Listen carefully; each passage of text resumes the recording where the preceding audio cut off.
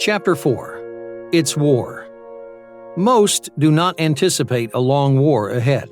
Southerners cried wolf so often that Northerners see the secessions as another tactic to get the more populous North to acquiesce to its demands. This time, however, the South is not bluffing. In electing Jefferson Davis as its president, the Confederacy goes all in. Independence or extermination is how Davis would later describe their purpose. After the Confederates rout the raw Federal soldiers at Bull Run, Lincoln follows suit and escalates the war with substantial call-ups and puts the Union war production effort into high gear. July 4th, 1861.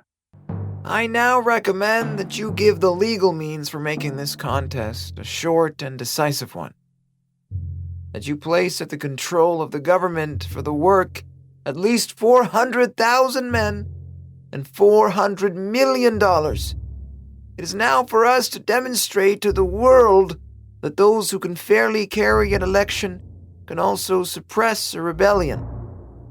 That ballots are the rightful and peaceful successors of bullets, and that when ballots have fairly and constitutionally decided there can be no successful appeal back to bullets, that there can be no successful appeal except to ballots themselves at succeeding elections. Such will be a great lesson of peace, teaching men that when they cannot take by an election, neither can they take it by a war, teaching all the folly of being the beginners of a war. Secession belongs to a different class of remedies. It is to be justified upon the basis that the states are sovereign. We have heard proclaimed the theory that all men are created free and equal, and the sacred Declaration of Independence has been invoked to maintain the position of the equality of the races. These were the great principles they announced. These were the purposes for which they made their declaration. These were the ends to which their enunciation was directed. They have no reference to the slave. When our Constitution was formed, the same idea was rendered more palpable, for there we find provision made for that very class of persons as property. They were not put upon the footing of equality with white men, not even upon that of paupers and convicts. But so far as representation was concerned, were discriminated against as a lower caste, only to be represented in the numerical proportion of 3/5. We recur to the principles upon which our government was founded, and when you deny them, and when you deny to us the right to withdraw from a government which threatens to be destructive of our rights, we tread in the path of our fathers when we proclaim our independence and take the hazard. This is done not in hostility to others, not to injure any section of the country, not even for our own pecuniary benefit, but from the high and solemn motive of defending and protecting the rights we inherited, and which it is our sacred duty to transmit unshorn to our children. July 21st, 1861. This is Jackie Chase reporting from Fairfax Courthouse, where reporters, congressmen, and civilians have gathered on this very hot and sultry morning to witness firsthand what appears to be a Union victory this morning as Federal soldiers crossed Bull Run and attacked the Confederate left flank. General Irvin McDowell, headquarters, reports that Southern regiments are fleeing to the rear.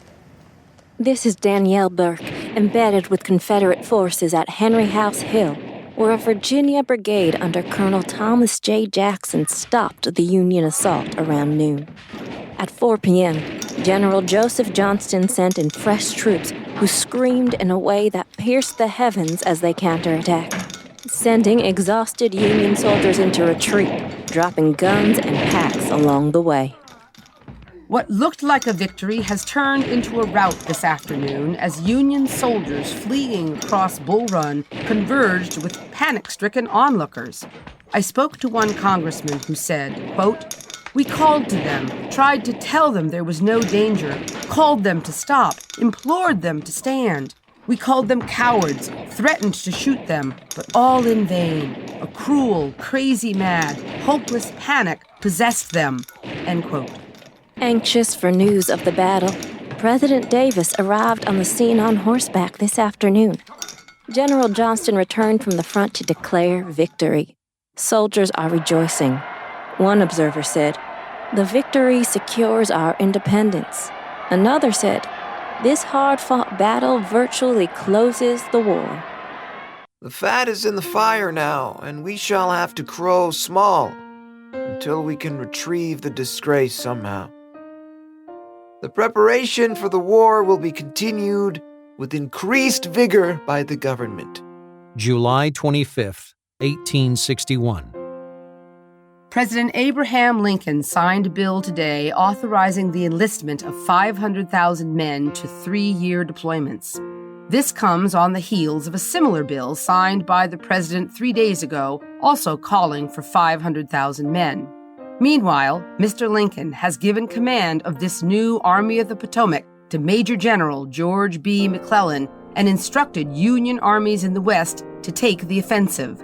August 8, 1861. The Confederate Congress and President Davis called for 400,000 volunteers to serve for 1 or 3 years.